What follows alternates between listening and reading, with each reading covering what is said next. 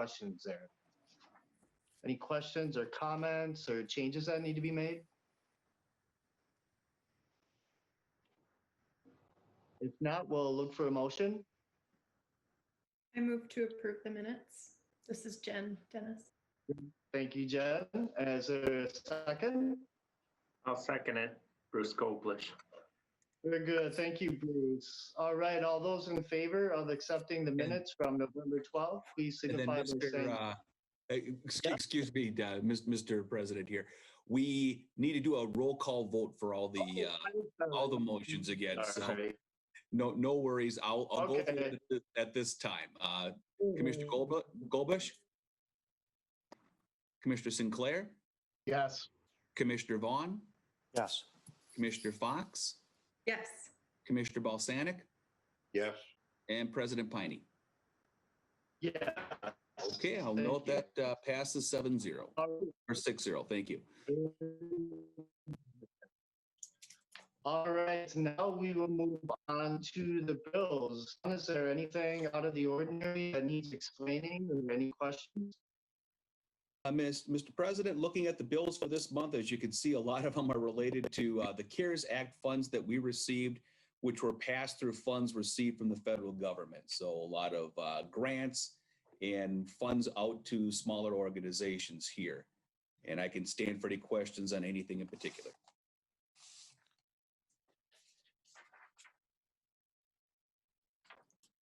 Does anyone have any questions for John? I'll make a motion, Chair, to approve the bills as presented. This is Mark. Very good. Do we have a second? I'll second that, Dennis. Very good. Thank you. John, would you like to do a roll call for us on accepting the bills? We'll do a roll call vote on this. Commissioner Golbush, Yes. Commissioner Sinclair, Yes. Commissioner Vaughn, Yes. Commissioner Fox, Yes. Commissioner Balsanic, Yes. and President Piney. Yes. Thank Okay, I will you. note 6-0 on that. Very good. Thank you, everyone. It looks like we are now going to move on to business, and we have a couple of reports before us tonight. First, we have confluence update, item 8. Okay, well, thank you, Mr. President. I can begin with an introduction on this project. I know that HEDRA is fully informed of the history of this project and the development that has taken place at the former Hudson manufacturing plant, which is now the Confluence project. We've been able to see this year a lot of great activity that's progressed on it with the roof and with the tuck pointing. I thought it would be good at this time to bring forward representation from Confluence to provide an update of what's been going on and what we can expect to see over the next year. So I've got Rob Barris in the audience here. I'm going to bring him into the meeting, and Rob can present a little more information on what's to come and what's been happening at the Confluence, and be available for any questions that the authority may have here. Again, there's no particular action related to this item, but more of an update. So Rob, welcome to the meeting. Thanks, John. Evening, Mr. President, Commission members. Appreciate the opportunity here to give you a little bit of a detailed update on where we're at with the Confluence project. And as John said, I can stand for any questions you may have specifically for the project. Maybe just to start recapping, where we've gone so far this year. I'm sure you've been able to keep a visual progress on it. Luckily, a lot of the work we're doing right now is exterior. We've been blessed by this warm spell that we've had since that initial snow shock that we felt a while back, couple weeks. So specifically for phase 1, as we call it, which is the building shell restoration and site work, I thought I'd just kind of walk through what that all included, give you a refresher of what that is and kind of where we're at in the progress. So as part of phase 1, that included a replacement of the flat roof, which is what we call the 46 edition, where the apartments will be closest to the river on the north side of the property. So that's essentially 100% complete, which is great to have taken care of going into the winter months. We included the site utilities as part of this package, and I would say those are 90% complete. There's one last run of storm piping that we need to connect our downspouts in the hotel drop-off area to 2nd Street, and that will just occur later until in the spring versus yet this winter. So really outside of that, the only other thing that hangs out until the spring is soil corrections that are required in the west parking lot as well as in the hotel drop-off areas. Again, just because we're not tackling the asphalt, the curb and gutter and sidewalks and more of the finish site work elements, we're holding off on those until the spring before we complete them. I would say, one big hurdle that we've overcome during this phase is the structural repairs and enhancements that we've made to the building. So that includes the roof sheeting replacement and the rafter repairs and replacements that have been completed. So really our last one that we're working on actually right now is roof repairs to building A. And so that's the southeast section of the building, the east side of the future courtyard area. So those areas are getting tented. The west wall's been tented, and we've got it all shored up on the 2nd floor. Removing a large section of all the walls of the failing brick that is in between each of the windows. Those all get rebuilt. We're actually jacking up the roof itself and pulling in the trusses for some extra structural enhancements. So that's a big step that's underway right now, and really our last structural repair to take place. Outside of that, it's really just the remaining openings for doors and miscellaneous windows yet to be cut in. The brick repair that John mentioned earlier, again, we're about 85-90% complete with that. The big area that we're working on right now is that 2nd floor area that I just referenced. The only thing that will wait for spring is the east wall that's under the bridge. That's just going to be part of our spring activities, just to keep down our costs for tenting and heating that area to make those improvements. Let's see here, exterior painting, big chunk of that done this year. We've got 75% roughly completed. The remaining areas are, again, the 2nd floor area that we'll be finishing here this winter, and then really essentially around the east side of the building. That will all take place in the spring, and then we'll be adding in the black band, the signage band that goes around the main part of the hotel. That will occur in the spring as well. Lastly, the only other item that will be a spring item related to phase 1 is window installation for our apartments. That's part of this package. Right now, we're just waiting for approval from SHPO and NPS on our shop drawings. And then it's just a fairly lengthy lead time for production of those once we have that approval and final sign off. So again, most of the phase 1 will wrap up here this winter. A portion of the items will continue in the spring. And then really our goal right now is, continue anticipating and preparing for our ability to roll into phase 2 within the building. So there's still, they would include the site work activities, final asphalt, sidewalks, curb and gutters, the retaining wall, finishing off the courtyard. The only thing that would be left for us to complete on the exterior for phase 2 is the windows within the hotel wings, and then the interior build up being the lion's share of the work. I would say one big step that we've taken with our hotel operator, IDM, is that they're officially on board with us as the food and beverage arm for the Confluence as well. We had looked at a few different strategies along the way of how we wanted to deliver that space. IDM has a long successful run providing food and beverage as well. So that's going to slide under their umbrella as well. So they'll handle management of the hotel, the event space, as well as the food and beverage. So as far as timing of phase two, our goal is to just continue working after completion of phase one, is to immediately roll into phase two, call it late spring, is what we're anticipating. A continued factor for us is just where the coronavirus continues to head, how that continues to evolve and change, and the world of hospitality related to it. We've been, taking a lot of time to review this with IDM, look at their portfolio and what their trends are showing, what their bookings are looking like, and they're seeing a lot of positive momentum within their portfolio, and positive, consumer appetite for setting up travel moving into 2021. So those are all good things for us to hear. We had a great conversation with a tax credit investment group here actually earlier this week. They funded a similar project like this within the last 2 months, and are looking at funding tax credits for 2 hotel projects, just standalone hotels.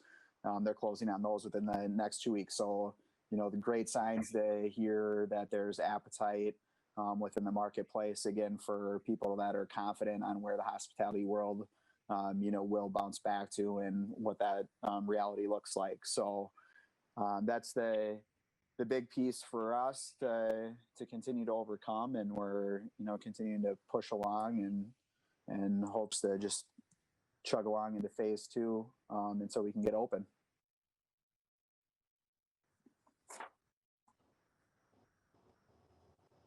So John, if I can, I'd gladly take any questions from the commission. I know I kind of ran through that quickly, but I'm happy to talk about specific questions on phase one activities, or phase two, and where we're headed. Thank you, Rob. I'll turn it over to our president and commissioners if there's any questions for Mr. Bars. I'd just like to start to say, thank you. That was a really good report. I'd appreciate being kept abreast on that, especially with the holidays, because we all get asked when we see family members and friends. So it's nice to have something positive to report back. Does anyone else have any questions or comments for Rob? If I could, Rob, could you update us on schedule? I mean, maybe. I think everybody wonders when it's going to be done, and the confidence in a date sticking. So where does that sit today? For sure, appreciate that, Commissioner Sinclair. So, candidly, a bit hard to still continue to pin down, just because we have the moving target with our tax credit investors really being the driving force of our ability to jump into phase two, and again, seeing how this continues to shake out. We actually just ran a few different mock schedules within the last week of looking at, best case, worst case scenario. So I would say on a best case scenario that we're ready to move into phase two construction in late spring. We could anticipate an opening as, around October 15th to the 30th. I would say that's by far the best case that we'd look at. And then we'd hit a period of time where if things push, then we begin to look at timing most specifically to the hotel of where's the ideal time to drop them into an opening, so that we're not doing it, in January when it's going to be dead regardless of the pandemic. It's just a quiet time. So then we try to line them up with, more ideal, maybe spring opening. But that wouldn't preclude us from onlining, apartments ahead of that, some of the retail shops, possibly the restaurant. So we can dice it a little further than just a second phase if we need to, related to the hotel. But hopefully that helps a little bit as far as the kind of the bookends we're looking at and we're trying to target. Okay, yeah, appreciate that. Thanks. All right, thank you. Does anyone else have any questions or comments? Why was this not completed in December like had been promised? That's a big question. I mean, I would say a lion's share of, where we've been is the challenge that we all, the entire world got hit with the pandemic. I mean, that was quite a disruptor for us, where we're at in the process. Definitely not an ideal time to be funding or developing or operating a hotel. As again, what we've been seeing from the statistics, just from the portfolio of IDM that they personally manage. And so we've been watching that closely and where the trends are headed. So, we're trying to set the project up for success, and, completing a hotel in December just wasn't the answer for us. Just hope that everybody associated with Confluence knows what in the heck they're doing. I mean, you make a promise that you're going to be done in December. Now you're talking about another year from now. It doesn't speak well for your organization, Rob. It really does not. The city has been so patient with everybody associated with that development. And here we are dragging our feet again, saying that it's going to be sometime October, November, December. Hell, for all I know, it's not going to be done until 22. I appreciate the comments. What I would point to is the continued efforts the team has put into it. They didn't walk away from a very challenging asset to be developing in a time like this. They pulled a significant construction loan to maintain the building, ensure that we did the work on the shell that we did, to stop the deterioration that was taking place. And we're getting the project really set up where we're able to enter the inside and continue moving. But again, we're trying to be as smart as we can with the timing of it, because, again, operating a hotel right now is a very difficult space to be operating within.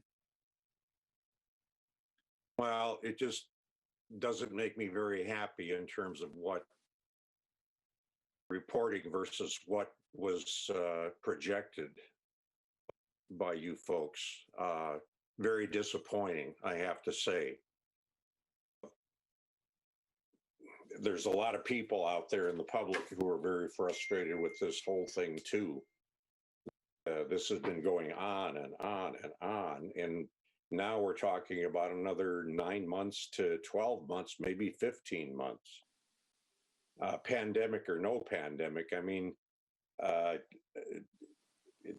like it was an excuse to just fall back and do anything.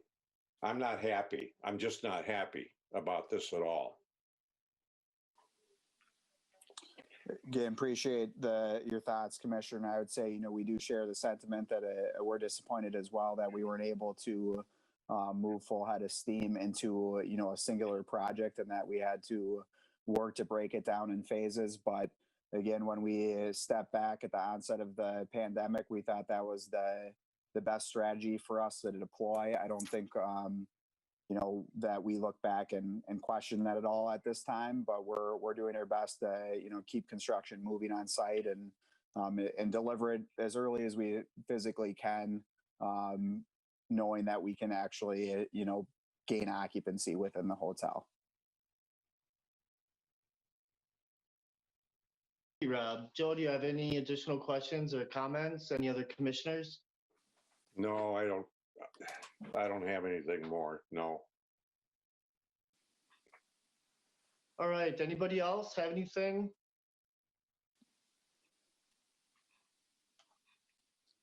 Merry All right. Christmas, Rob. Thanks Rob? for the presentation. Absolutely. Appreciate the opportunity. Thank you, everyone. It looks like we are now ready to move on to item B, which would be the downtown property use study. Thanks, Rob. All right, thank you, Mr. President. I'm going to turn it over here to Eric Moss. And I was thinking, as we entered the meeting here, Eric had attended the last meeting at that time prior to his employment here, just to get an idea of what HEDRA activities took place. So I should probably officially welcome Eric to the commission tonight. I think most of you have met Eric. Eric has done a great job at getting out and meeting people in the community, but I will welcome Eric for the first time here to HEDRA tonight and turn it over to him. Thank you. Thanks, John. Welcome, Eric. Thank you, Mr. President.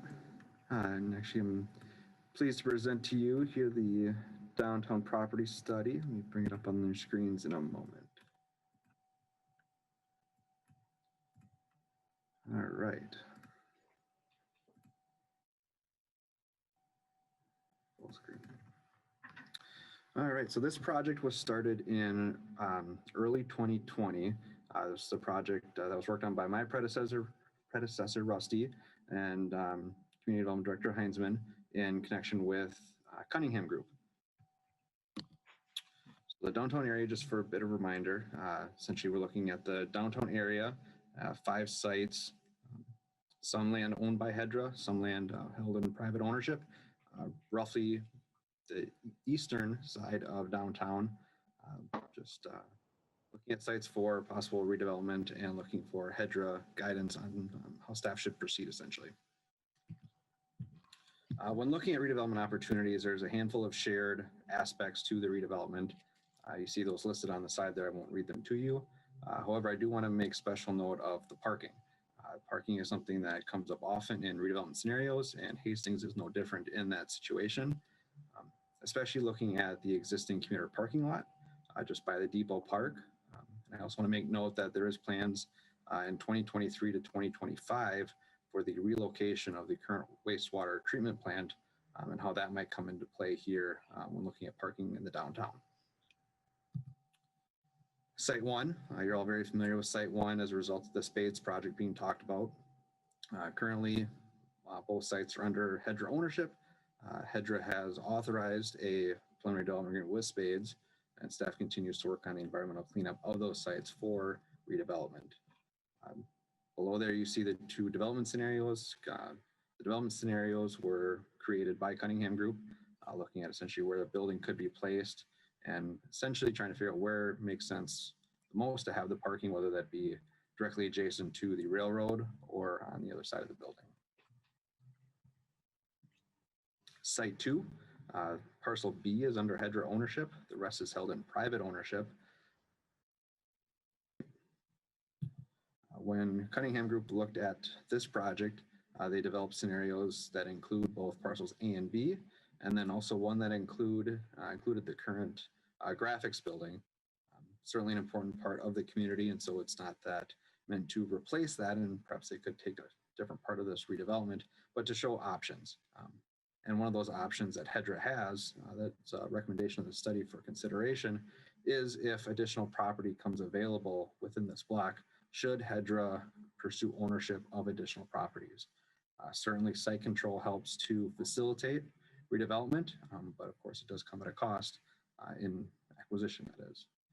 Here you see some examples of development that could be considered for the site, including estimated square footages and number of apartment units. It's also noted that this is a possible alternative for the Spades project. Site 3 is the commuter parking lot and depot parking. All properties are owned by the city, or excuse me, by HEDRA. However, the parking lot area is under a ground lease with the Metropolitan Council. The park is not subject to that lease. The lease was a requirement of the state bonds that were used to help fund the grant that paid for the parking lot. Required that the Metropolitan Council have some sort of an ownership stake, and that was satisfied in the ground lease. In this scenario, the entirety of the site is redeveloped. That would mean that an agreement was struck with Metropolitan Council for relocation of those parking spots. Here you see a variety of residential housing units as well as some retail. And again, does assume that the parking spots are relocated either to another redevelopment site or perhaps to the wastewater treatment plant, which I will note is owned and operated by the Metropolitan Council. Here you see an option if an agreement is not struck for completely removing that parking lot, a development project completely within the depot park. However, it would require, in order to meet the city's parking standards, that agreement be struck still, that a portion of that commuter parking lot could be used to satisfy the parking requirements of the apartment building itself. It has 32 apartment units and first floor retail. 4, HEDRA will be pretty familiar with this one. You heard a development concept for parcels D and E at your meeting last month. Staff continues to have conversations with that developer about what that could look like. City owns parcel B and has partial ownership in parcel A. Again, a situation of looking for HEDRA direction should additional properties come available, i.e. Parcel C, should staff pursue conversations to essentially acquire parcel C to help further redevelopment on that site. There is a lease in place. The city is able to terminate that lease at any time, but does require 1-year notice for that current occupant to vacate. You see the development scenarios that were created. This is a good example of where parking gets difficult. It's a redevelopment site within a historic downtown, and parking gets tough. And so that's why really parking ends up being a linchpin on a lot of these, and why it's such an important aspect to figure out for the downtown.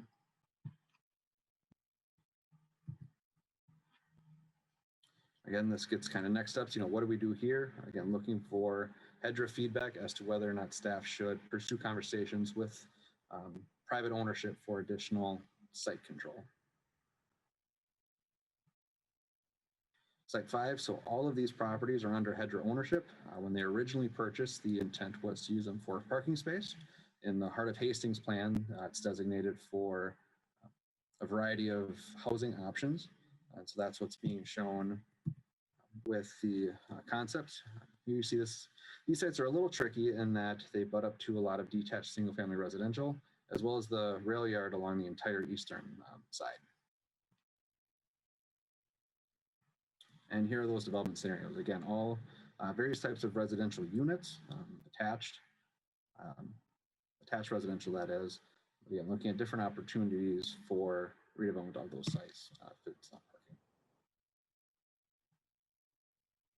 Next steps. So again, looking at site 3, does site 3 stay a parking lot? If not, where does the parking go? Perhaps what will be the former wastewater treatment plant site, or these are opportunities as well. Some or all of these properties could become parking at some point if the Metropolitan Council was open to that. And the implementation plan. So Mr. Hinsman and I pulled this together essentially as a work plan for staff. We're looking for HEDRA to provide guidance on the document. The entire document was included in your packet for this evening, but looking for feedback, especially relates to next steps for each of the development sites. And with that, I'll stand for questions. All right, thank you. A great deal of information to digest, but very well prepared. Thanks again. Does anyone have any initial questions or comments on this report? I have a question regarding site 2, Eric, or John. Either one could answer. Are any of those properties part of the National Historic Registry?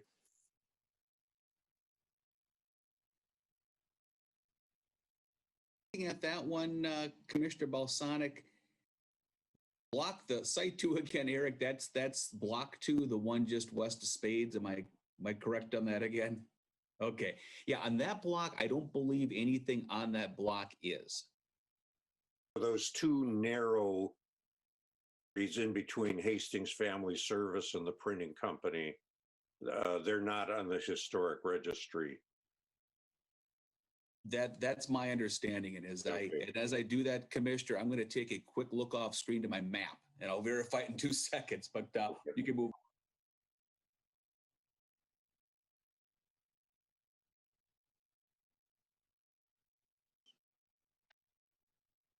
And upon further review, the place stands. Yeah, that is not within the district. Okay, so anything could be done,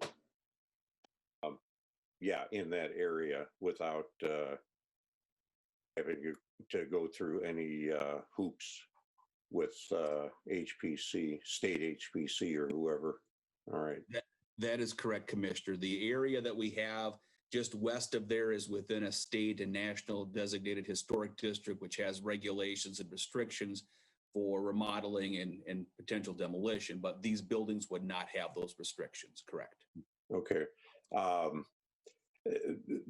The potential for that, I'll call it the U-shaped building that would go into that vacant lot between the buildings, existing buildings and the river.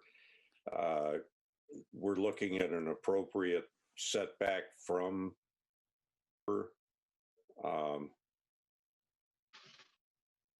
we're not encroaching in any way, shape, or form that way, right? Commissioner, that's my understanding as well, is that the development scenario shown on block 2, and then also the development scenario shown on block 1. In English, that's the area, block 1 is the area where spades would be going, block 2 is behind the graphic design building. Both of those scenarios would meet the required setbacks. What this is all leading me to, I looked at that too, and I said, well, rather than putting something closer to the river, move it closer to the alley, and you could have a main entrance, kind of an atrium going with those two smaller, narrow parcels that would lead into that building, whether it be offices or apartments, condos, whatever. You do kind of run into a problem with the alley as far as that goes, but I just kept looking at that, saying that would be a neat way to get people come on to Second Street from that building, if and when it would possibly be built. So something to consider. And I know we've got bedrock, so you can't do a tunnel underneath. You could do a skyway to take you over the top of the alley. I'm not sure if the alley could even be vacated. Matter. The print shop, everything for them comes off of the side street there. Is that no, not Sibley, Tyler? Is that Tyler? Second. Between Ramsey and Tyler Street, west to east. Yeah, but maybe to consider vacating that alley, and it could be like a pull-in for the printing company for deliveries, and then for family service. I don't know how much they use that alley to drop things off or have things delivered. I'm not sure. I know they have a lot of food deliveries and things like that, but again, it could be kind of a pull-up, a dock, so to speak. Something to consider. Don't want to encroach on the river, even though we've got a proper setback. You've got the park down there, you've got the labyrinth, you've got the trail, and so forth, and some sidewalk areas, so that people aren't, walking right up against a building, a two-story, three-story building. Keep it a little more open if at all possible. Thanks.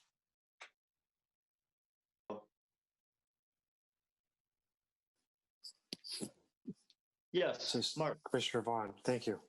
A couple quick questions for staff. Thanks for the report, and I'm glad that we looked into this as HEDRA properties. I just met recently with the Planning Committee of Council on Site 4, and I asked this question, and I'm going to ask it again today.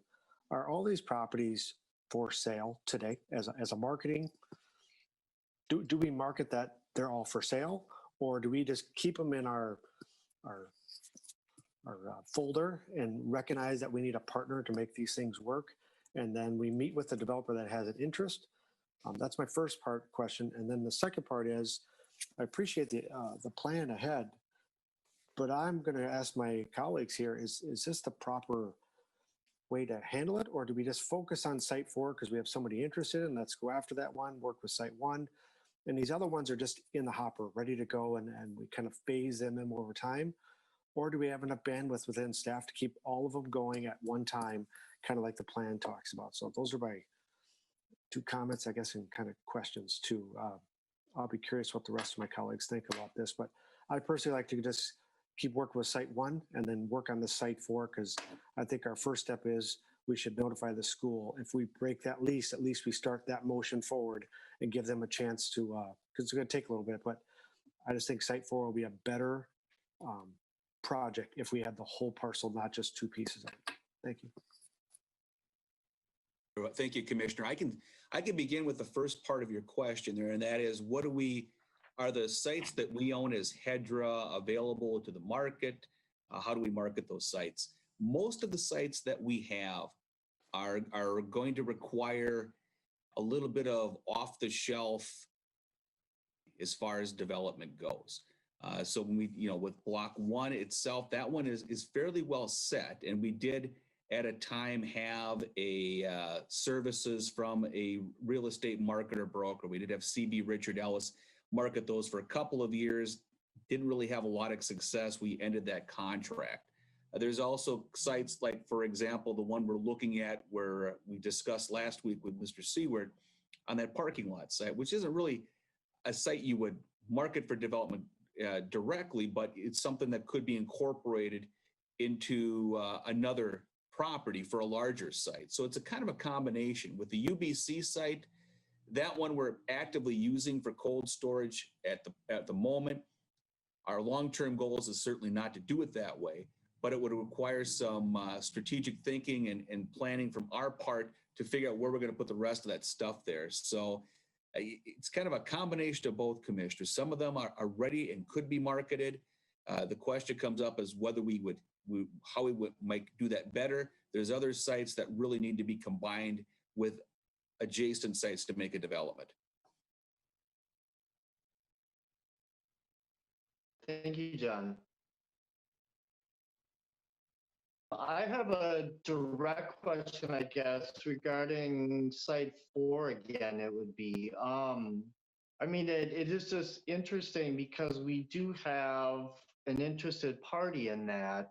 I mean, how interested are we in maybe making the rest of that site available, or are we really interested in just kind of letting that one be and take it as it is for who's interested in it right now?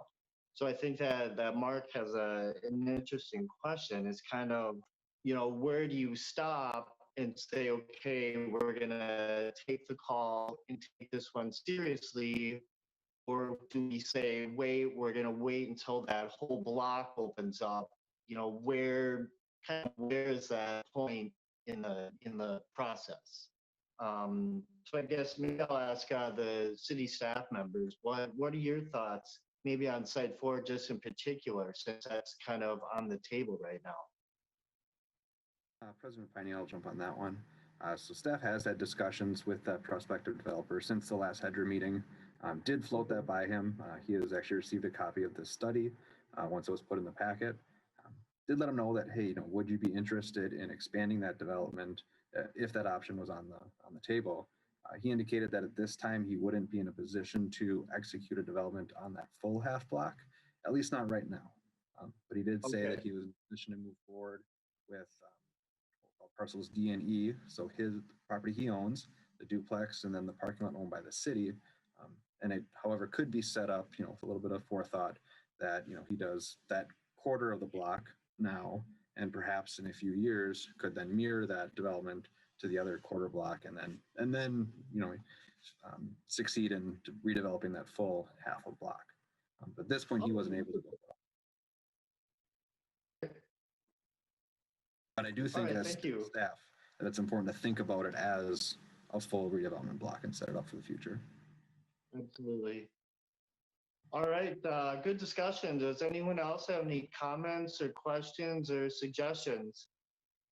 A quick procedure question.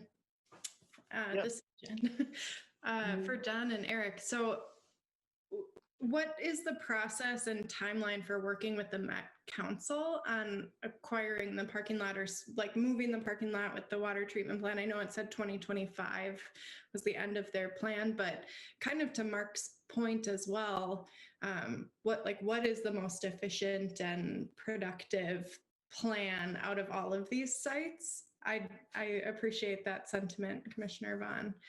So I just want to get that in my head before I make another comment. We'll stab at that, and John, if I miss anything, please do jump in. That was an idea that staff threw to the wall and said, I wonder if it'll stick. Okay. So in looking at the Metropolitan Council's capital improvement plan, they do have the construction in it budgeted to construct the new Hastings wastewater treatment plant. They've already bought the land, and it will be constructed and moved. Now, what becomes of that property after that? It's still next to the railroad. It still has a lot of bedrock. It'll need a lift station. And so the potential for redevelopment on that site is challenging to say the least. So might its best use long-term be a parking lot? Maybe. But that's where it would be just some initial conversations between staff from the city and staff of the Metropolitan Council. Say, hey, can we put our heads together? Yes, there's an agreement on this existing parking lot as part of the Red Rock corridor. There's no imminent plans for actually having transit through the city that would utilize that parking lot. It's not to say it's not used today by commuters, but doesn't have a lot of immediate need in the next 10, 15, maybe 20 years. And so could there be a better use of the property where the parking lot currently sits, and move the parking lot altogether, either to that treatment plant site or maybe site 5?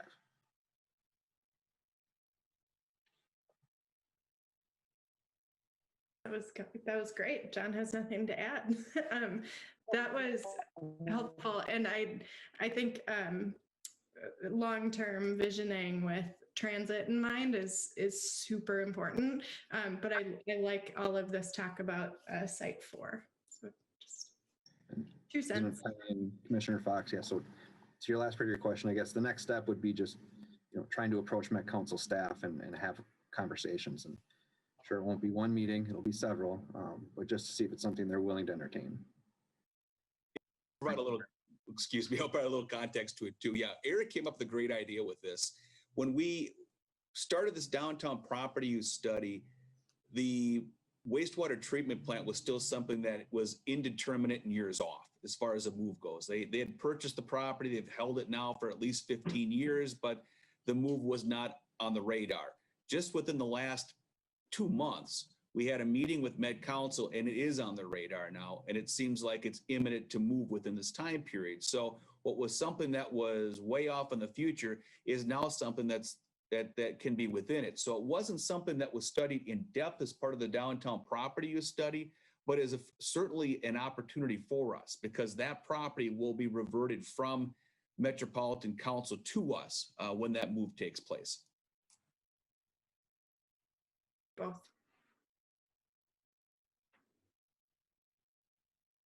Hey, just- All right, any additional questions? Can I Yes, jump go in ahead. here? On Site 4, I kind of want to piggyback off of Mark's comment. I'm a guy that if I look left and the sun was shining, I can see that building right now. So it's something I see every day. It does appear to me that if you develop half of that quarter, you certainly scenario where the massing and the potential use of the other quarter is pretty limited. In my mind, the best long-term strategy would be to have a more comprehensive strategy for that block, given the somewhat limited use of the existing building and the ability to maneuver based on city ownership. So I think it would be wise for all to consider whether or not I mean, I hate the idea of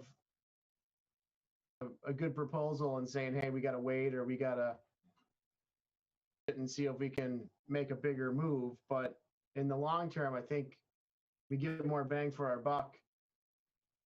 A strategy to develop that whole block versus a quarter at a time.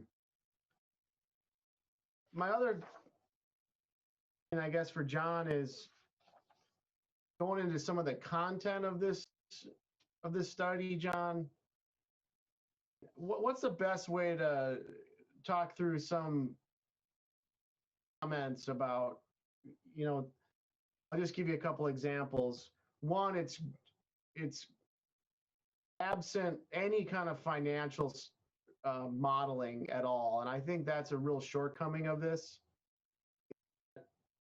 And I know it's hard to do because a lot of factors on the financial model. It's not like we're going to be able to put a pro forma together for any one of these projects. It's a massing study. It's not a unit number. It's not who knows what the mixed use would be. It's a difficult task, I recognize, but to the extent that we're to model square foot costs or maximum buildable square foot or any kind of financial modeling, that I think this is all just pictures and some wild ideas, and I don't completely throw the whole thing in the trash, but I think to look at it positively, if we could add something like that to the study, it would give it a lot more credence. I think right now, for me to think that really start with this with any confidence that there's a financial side to this that's going to make any sense. And then, my question is that a reasonable request to add some element of a financial analysis to the study? Sure. And then, oh, I'm sorry, go ahead. And then just a few more comments, throughout the study. I don't know if it's best just to scan those and send them to you for consideration, or what the best way is to communicate that. But there's a few things I find curious about what they have included or haven't included, and some anecdotal types of inclusions that to me are they're temporal and not necessarily in the best interest of a long-term study, so that's too many ideas and not well defined enough to do anything with right now. But those are my observations and input right now. Thank you, Commissioner. Looking at the overall downtown properties that we own, this is a first step to make some determinations from potential land use and massing scenario. There's going to need to be more financial analysis to determine the doability of any one of these projects and the partners that would be available for them. Because those financials can be so volatile and change from time to time, my suggestion on it, I think, is similar to some of the discussion that we've heard earlier tonight. We've got 5 different sites here we're looking at. Some of them seem to have more buzz and activity than others. And that when we take a look at the ones that we're actively working on, like Site 1, we're working on with Spades, and then potentially the Site 4, where we have the block that Mr. Seward is looking at on the quarter, and the remainder of it, that those seem to have the most activity at this point.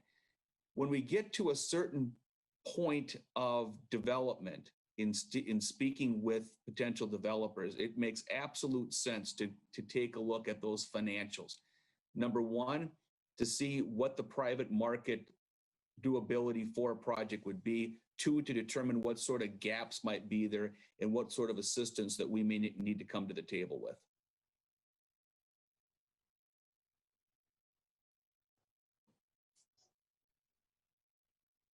Thank you, John. Does anyone else have any comments or questions? I would like, go ahead. If I can make a comment, I know on number 4, when Luke brought it, had quite a few more units and the parking was an issue. But when I'm reading through this, they come up with quite a few. There's a lot less units, 11 units at 1,500 square feet. How do they come up with that, and is that realistic for the project to make it cost effective and efficient to be able to do it? I know the apartment buildings I've been working with, some of them are quite a bit smaller units now. People have less needs for transportation that they've had in the past. Family sizes are smaller. Is there any consideration of that when you're looking at these projects?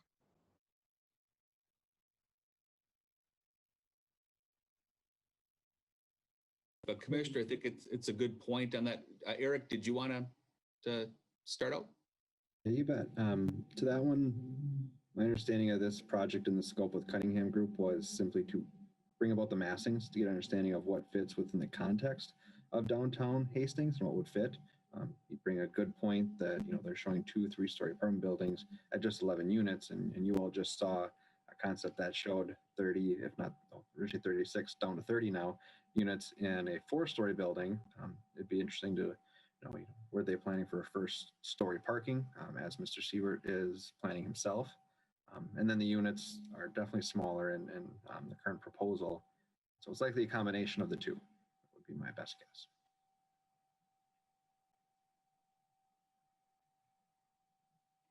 I guess my concern is if we put this out for people, it'll restrict people from me as well. That site's not even, I won't even consider that because they're expecting us to have 11 unit buildings on that site. So it's not going to be feasible. And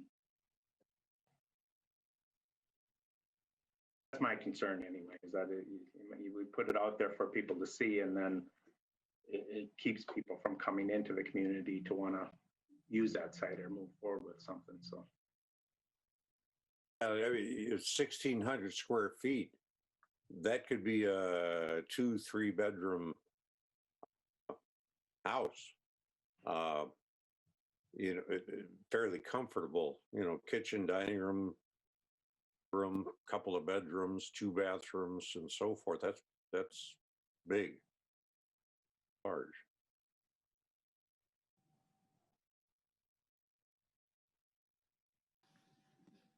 All right, does anyone have any additional comments or questions? I just think Lots of questions. I have lots of questions about the study. Help me out with this one, John. John, when is this done? Who decides this is done? Build, now we own it. And then what happens with it? Become part of a marketing package? Is this a tool that city staff uses to court developers? Is this gonna be Eric's new best friend that he walks around with all over Middle Earth to court developers? What do we do with this thing? And what do you do with things like a simple observation around, well, is that the right message? Is that misleading to suggest that a 4-story apartment has 11 units in it and a developer says, well, that's ridiculous. That doesn't, I don't even need a napkin to tell you the economics don't work for that. President, Commissioner Sinclair, I'll jump on that one in terms of, at least how I see the study being used is, yes, and partly being a marketing tool in development, redevelopment. You want quick no's, and the goal of these kind of studies is to figure out what the no's are, and so we can get to yes. And stuff like this, one is a roadmap for staff, I think, in terms of, what HEDRA and the city council as well is looking for economic development to accomplish, what you want to see done, priorities, depending on which site you want staff to focus on, and where we get to. Ultimately, the massings are simply that, they are massings, and yeah, in a lot of cases, they're pretty pictures, they're to scale pretty pictures.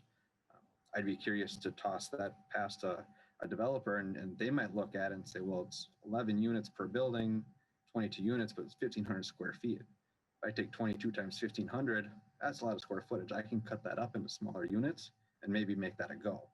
I don't know how hung up they would get on the actual images, but rather more so, how development ready is it? You know, how long would it take for them to get shovels in the ground, get their entitlements approved? And I think the pretty pictures, as it were, are maybe even more so for this group to look at and say what could be, and then make decisions as to where to put priorities to try and get something development ready, and then get on the market and get on the MLS or issue an RFP for development to try and court a developer. That's how I see the study being used. Okay, thanks, Eric. That's very helpful. I need to see a path for this thing, but that clarifies. Thank you. You bet. And I would say also, if you've got specific, red line comments, you can scan those in and send them in to staff. We can get those incorporated. Okay, great. Thank you. Thank you. I have a couple of comments as well that maybe can answer a few questions. Coming from the architecture field, I had worked on a couple of studies like this for communities. And typically, these are meant as an education tool for the body within the city that's going to be using it. This is really design professionals saying, this is how wide you folks should be opening your eyes right now to what's possible on these potential sites. I think that it's a great exercise. I think that it's a really good way to get people excited. I think that you have to watch out a little bit though and not get overly excited. We're kind of talking about some of these sites in particular, and in reality, they're very puzzle-like. There's a sliver here, there's a sliver there, we've got this corner, but they've got that one. Well, it's really easy just to draw a big box around all of it and say, hey, why not? Best case scenario. But we have to be into the fact that people are going to come in and say, yeah, we see that you could put a building that big there, but my budget doesn't allow for that. My pro forma, isn't looking for that. I just want to make sure that we're not automatically wiping blocks off the map. We're open to different scales of projects that will still fill up that whole block, but it may take more than one project to do it. Because just, if you kind of look at this map down 2nd Street, tiny slivers of property, and then we get to block 2 or site 2, we really want a big box there. Is that really what's appropriate? Is it one big thing or is it a combination of things? I think these studies really just want us to open our eyes and actually start the conversation that we're having right now. Based on our experiences, professionally, whatever we're bringing to the table as HEDRA members, but also as members of the community, what's appropriate there? Cunningham gave us some ideas. We've got questions, reservations, and ideas of our own.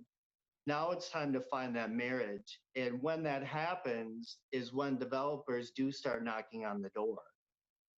We're seeing that with Site 1, and we're seeing that with a portion of Site 4. So, if we're ready for the game to begin, it kind of already has. We've got interest. Now what do we do about it? How do we kind of make all these things lay on top of each other and work out into the perfect vision for HEDRA and the community? So that's just my 2 cents. Thank you. Anyone else have any comments or questions?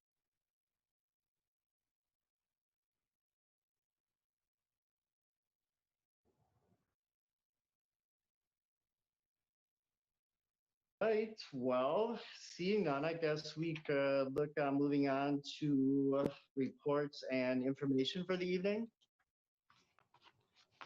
Thank you, Mr. President. Eric and I are going to tag team a little bit off of the next item related to COVID business restrictions. Part of it is within your packet. Part of it deals with more recent information that we've been involved in concerning downtown property owners and the Downtown Business Association. So within the packet, Eric had provided an update here on some of the items that are going on. Certainly, we're aware of the restrictions on indoor dining, and we're keeping abreast of that. We have not heard of anything substantive as far as when they might be lifted, if they would be extended. Eric might be able to add some more information on that in a minute.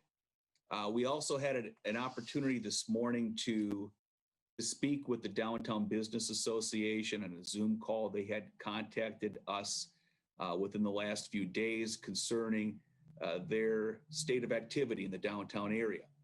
This is an area of time in which it's difficult. It is weather driven, with people not being outside and dining anymore, and looking at a time in which the activity within the downtown area historically becomes very challenging during January and February. And based upon the business activity and the slowness of things because of COVID over the last years, there's some real dire concern down there that was shared with us today, and frankly, some emotion that was shared with us as well. So we'll get into that here in a little bit. When we take a look at what we've done for COVID this year, we met in April. We established $320,000, an allocation from existing budget to be able to help businesses. Done with that primarily is the HEART grant program. We've also spent funding within the downtown area for parklets and portable toilets. Ultimately, we've spent probably $220,000 of that $320,000 that we had allocated. So we've got about $100,000 left. So from what we had established as potential funding source for assistance, we do have that available to us. And it's with the CARES Act and the money that we receive federally, we're able to pay ourselves back for what we had spent on some of those HEART grants as well. So we're in a good position from that.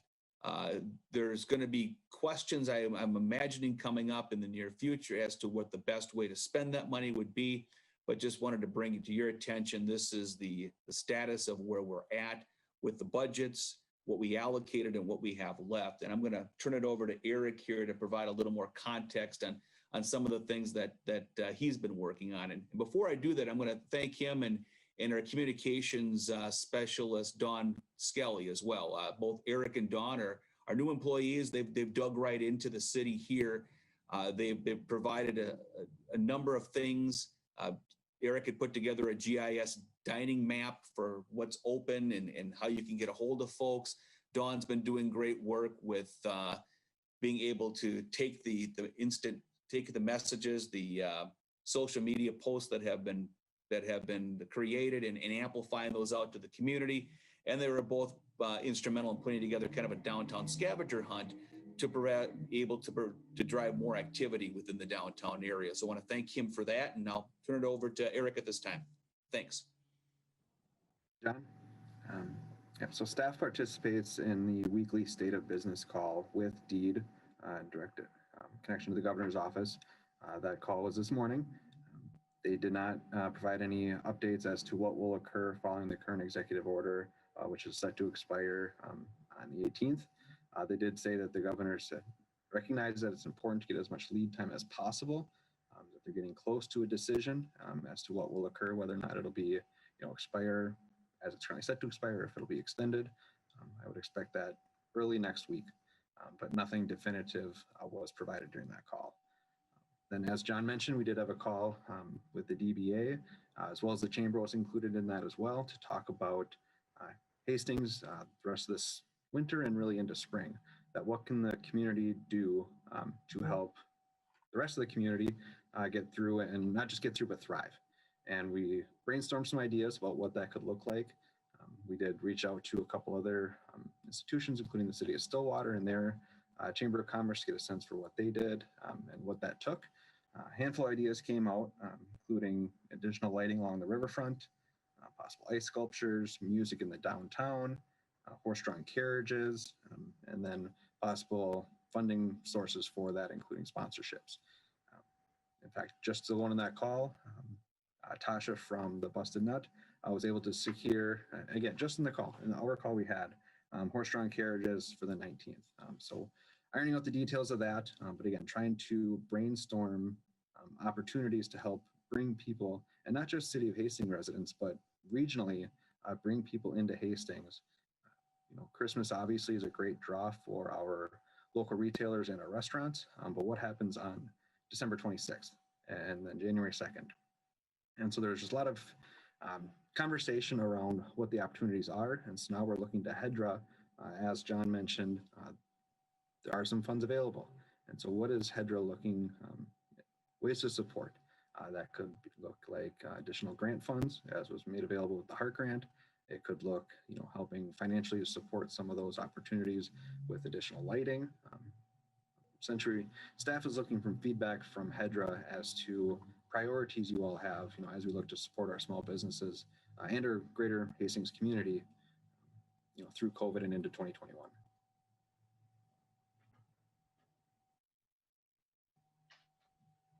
All right, thank you. Yeah, and I should mention too, Commissioner Fox was also on the call this morning too. So Jen, I'm not sure if you have anything other perspective to share.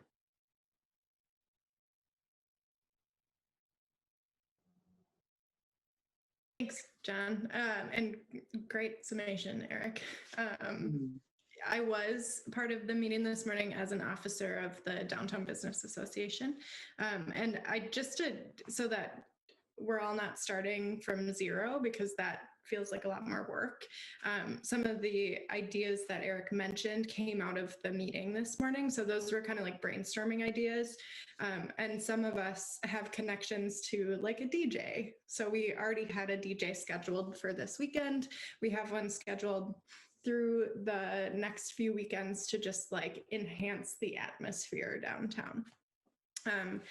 Like Eric mentioned, Tasha was able to secure a horse-drawn buggy for some free buggy rides downtown, just to, again, enhance the experience.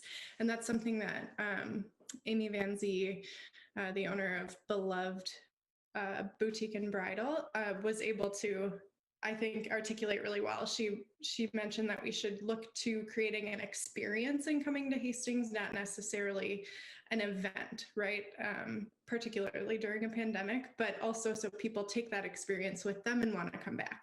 And that, like we said, goes throughout Hastings, not just the downtown region. So.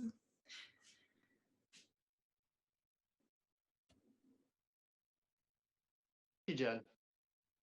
So oh, I'm sorry, go ahead. Go ahead, John. Okay, so just to sum up, there may be more requests for various things that come forward here in the near future. Things are moving quickly. It's almost kind of similar in a scenario as to where we were in April and May, in which we heard a lot of distress from our downtown business owners, and we were prodded into doing things very quickly, and hopefully things that are effective. This might be another one of those scenarios here.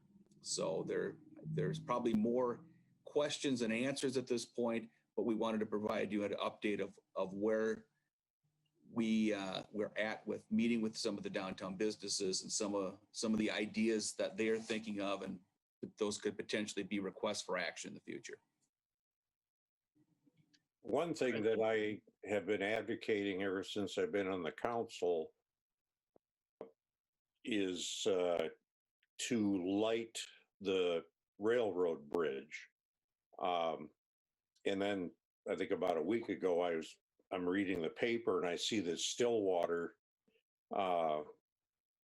their funds that they didn't spend for their lumberjack days, and they lit the old roadway bridge over the St. Croix, added some lighting downtown, things like that. And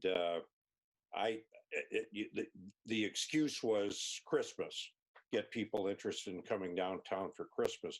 But it's too late now for Christmas for Hastings. But I think we could do something like that first of the year, people can come down in the summertime. This is like permanent lighting. I'm not talking about just temporary, but somehow get that lighting up there. I've said a couple of times about the beauty of the lift bridge up in Duluth and what a draw that is, iconic. I just think that would be a great thing to do. I don't know what the chamber has done with their tourism money. We didn't have Rivertown Days. We didn't have fireworks. We didn't have a lot of things that the chamber spends its money on normally. I don't know how much is left. Did they blow it? I'm not saying that they blew it, that we should have done something like this. We probably should have. But it's not too late to go ahead and add something like that as we get into the cold months of January and February and March, to get people to come down and get excited about downtown again.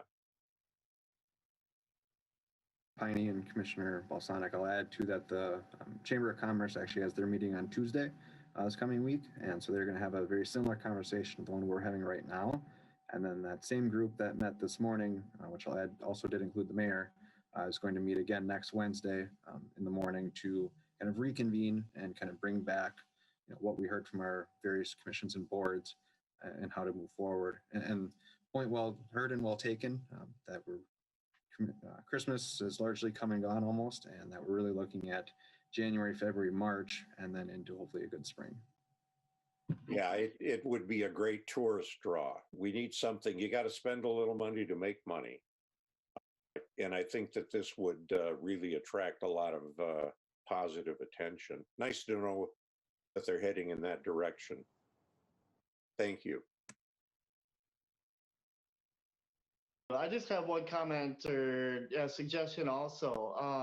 Down in Key West, Mallory Square, right at sundown, it fills up with, trained dogs, flamethrowers, jugglers, you have it. And there's, about a half hour to 45-minute period of time where all these activities are going on. And then like clockwork, it ends and everybody kind of disperses back onto the street and, home or into the shops or the restaurants. That's something that we could start before Christmas, but could then continue on through the winter on weekends, where maybe there is something down by the river with lighting or activity that happens at a certain time, but then after that, everyone kind of disperses back downtown. So it's kind of it's at this time, you can come enjoy it before, you can enjoy it after, but just have that event so that people, there's something to be there for, not just a happenstance type thing. Just to make sure that if we're investing money, that people know when to be there to actually partake in it. That'd be my only suggestion. Thank you. Anyone else have any comments or questions?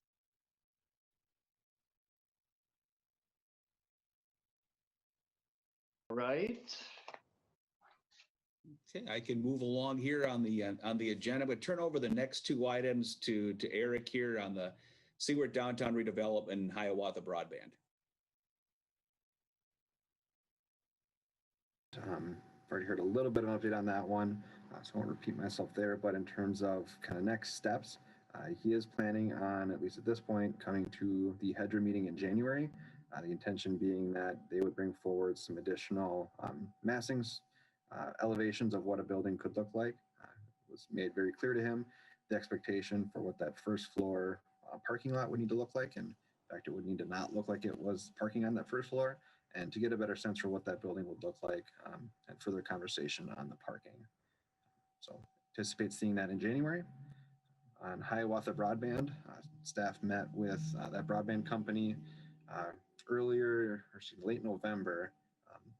Things are moving forward there with Public Works with respect to looking at agreements and things like that for the right of way and permitting and whatnot. And staff does continue to work with that business with respect to an office location. So looking forward to bringing forward additional fiber to the home for the Hastings community.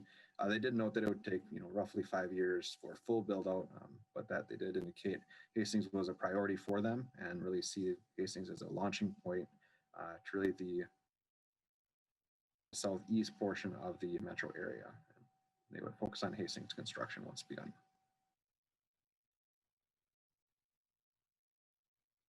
All right, thank you. Does anyone have any questions regarding those two reports, items B or C? Or suggestions?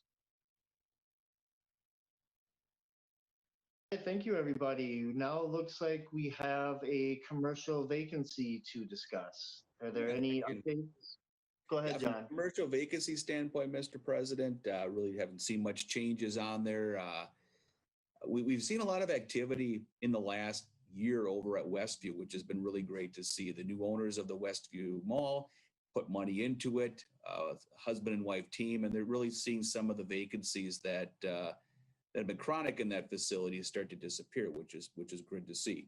I did note with a bit of a chagrin that one of the newest tenants of that seems to be something with a great big Green Bay Packer logo on it, but I thought we had something in the sign code that prohibited things like that, but apparently that's going on. So in all seriousness though, Legacy Cheese, who had some operations within the Mall of America as well, coming into that site. So that's great to see.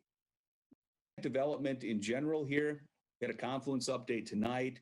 Heritage Ridge, that's the project on General Sieben Drive just to the west, is moving along. The weather this fall and into early winter has been very agreeable for that.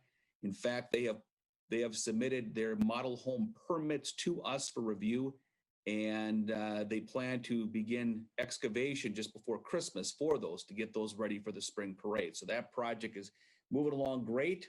On the Vermilion Acres, they're going to be going through their entitlements. We're having some discussions with Dakota County on roadway improvements at the moment, but still moving forward.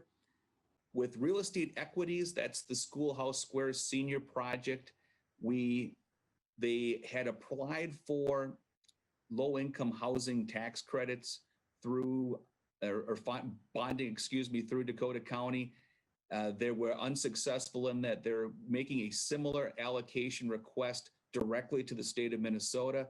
This would require the city to contemplate the issuance of conduit debt, where essentially the city would use its tax rate, its lower taxes and tax rate, to provide for a better repayment for the developer. This is something we've done in the past. It doesn't obligate us to repayment or any claims on that one, but that's something that may be coming into consideration. They do want to move forward with that project as a 90-unit facility. They were a little bit stymied on some funding that they thought they would get from Dakota County, but looking to do this and get started on that project in 21 as well. We've had some discussions with Spades over the last month as well. With COVID, they're trying to better determine what their office needs would be. And so I think at the February meeting, we're going to have them back here for a discussion as to where they're at and have an update at that point. So that's what I had for development updates. From a commission update, I did want to note a couple of things that will be occurring here, and I don't think it's a surprise to anyone. We'll be having some changes here coming up on HEDRA coming into 2021. I want to congratulate Commissioner Fox, who will be moving on to City Council. This will be her last meeting here as a HEDRA representative. And I want to thank Commissioner Balsanic for his 4 years of service on HEDRA. Joe, you're an institution. You're one of our longest serving city council members. A great history. You have a great rapport with folks. You have a good way of being able to get your point across through the use of stories, which I always appreciate on that.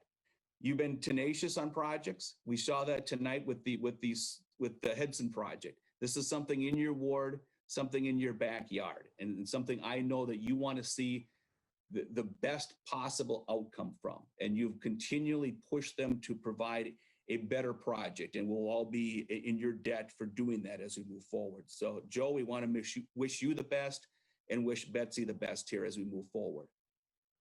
So we will be conducting HEDRA interviews next week for the vacant citizen commissioner's seat, and we'll have changes coming up in 21. Thank you, John. If I could just kind of piggyback off of that, I wanted to thank all the commission members and staff for the opportunity to work with all of you. It has been a privilege that I will always cherish. This with a lump in my throat right now. When I first ran for council 12 years ago, I had goals. And I think that's very important for anybody who runs for office, anybody who serves in any kind of a public office. I had a goal initially, Eric, to create your position. I came on board at the start of the Great Recession, and I said we needed a hunter for the city to go out and start beating the bushes and getting economic development going, both in housing and in business as well. When we finally got that position going, your predecessor did some marvelous things, and I'm sure you are going to as well. I don't think it's any coincidence that we got our new economic development director, and all of a sudden we have this proliferation of new housing and business coming on board in the city. That's really exciting and makes me very, very happy. Another goal I had was to do something with County Road 46 and Highway 55. It took 12 years, but we finally have the county working with the city to see what we can do to make it a safer, more efficient thoroughfare, so that our side streets, Pleasant, Seaman Drive, and Pine, can have access onto that road without a great deal of difficulty. And also with the increase in traffic on Highway 55, I think that's something, and we did get an inkling the other night in our council workshop that the county and I know that the state has been looking at that too, so I look forward to that. One of the goals I had as well, because Ward 2 is really the oldest ward in terms of housing and so forth in the city, my goal was to get all of the streets redone so that they were modern. We had the good sewer, water, utilities, and so forth. We did that over the years, and I'm very proud of that. Even though my street, where we once lived on 7th Street, was one of the last ones to get accomplished. I don't know if Nick Egger in Public Works and Tom Montgomery at the time didn't want to make me look good as far as that goes, but 7th Street finally did get taken care of. So all the streets in Ward 2 are very efficient and very workable right now. And that was something I was very, very happy to see get finished. Of course, the bridge was still in the planning stages when I came on to the city council. We've got that done. I wanted to make sure that it was something that was going to be iconic, and it is. It's known throughout the whole Western Hemisphere for the advances and the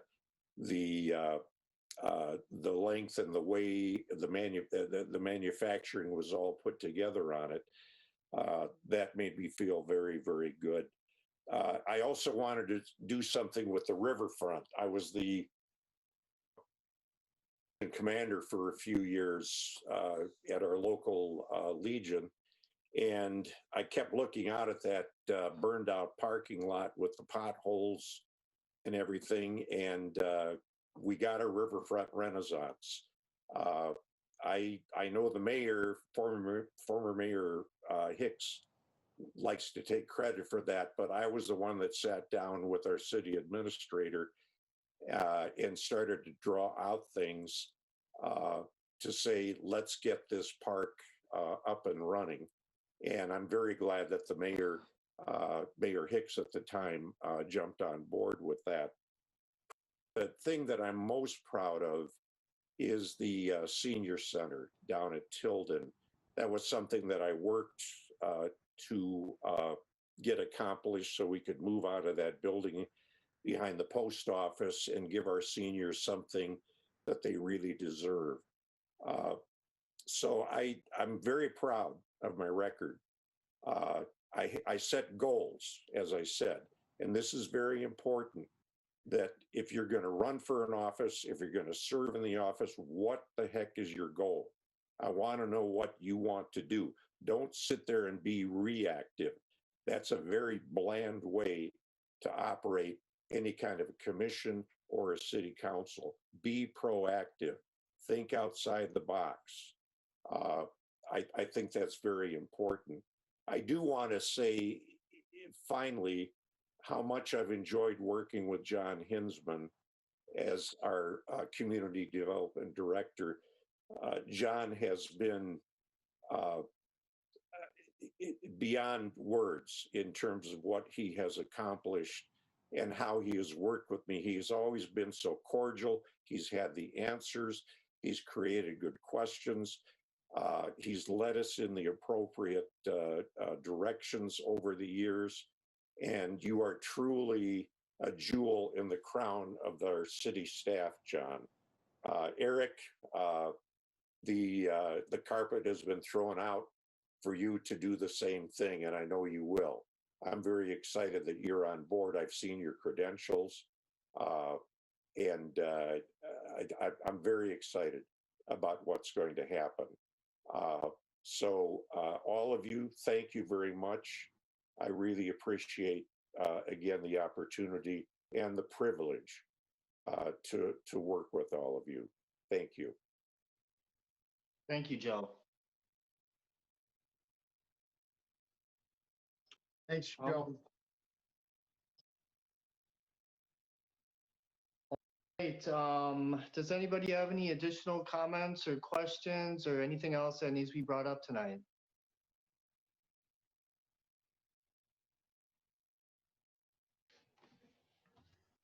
All right. Yes, Joe, I'd like to just take the opportunity to thank you, and I respect, yeah, your statement about having a vision and follow through. I think is really important for people in public office today. I much for that. You've really been an inspiration and definitely a man of your word in that regard. All right, everybody. Do we have anything else, or are we ready for a motion to call it a night?